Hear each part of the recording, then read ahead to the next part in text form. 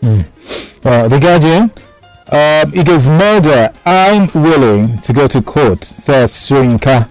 And then the writers here, Falana offers free legal service. It says Soyinka exercises freedom of expression. APC, Buhari is insensitive. Carlos should have rewarded Omishore with envoy to Ukraine. Who said that? Soyinka. No, not Soyinka, really. The name has not been put there. I never campaigned for Buhari. Only asked Nigerians to vote out Jonathan in 2015. So, if you ask Nigerians to vote out Jonathan, should they vote in air? Is that subtle? Yeah, the moment you ask Nigerians to vote out Jonathan, you have already endorsed the person that Jonathan is contesting against. I mean, we all know. Were you saying that the PPA should win?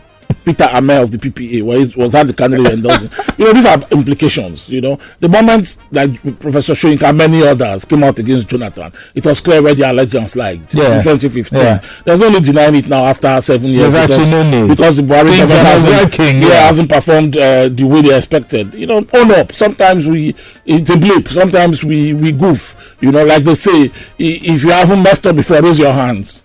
And all hands are down because everybody at one point in time has messed up, and I think that's what Professor Soyinka should have said with the episode. But I think the most important one is his response to the Omishore situation. You remember, he was the first when Omishore was elected national chairman of the APC. It was Professor Soyinka that first said that how can President Buhari and his party endorse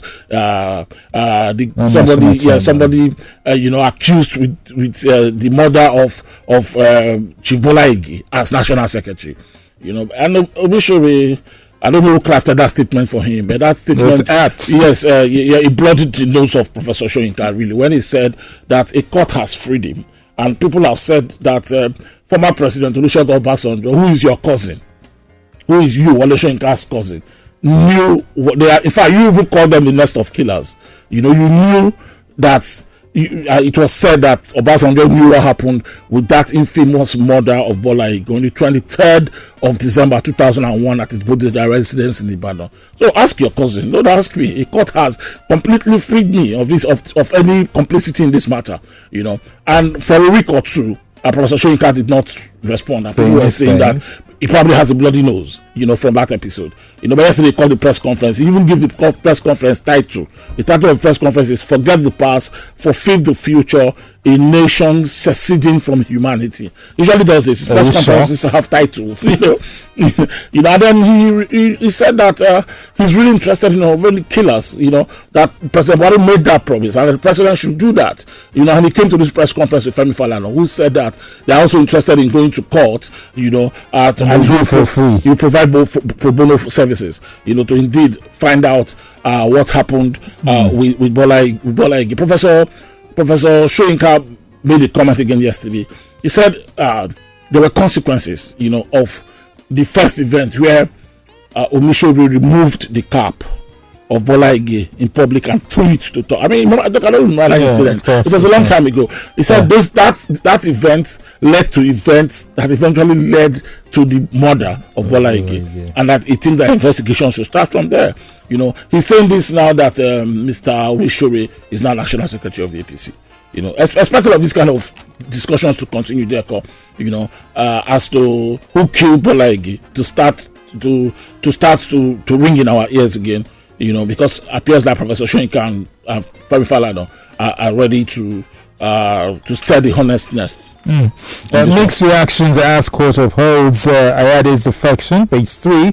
The Guardian newspapers, that's where he gets with the story. Let's just go for messages first, or we. Okay, let us deal with this one. Then we'll come back because there's still another story. Okay, on the punch here. Okay. But Leslie was trying to raise who is correct here.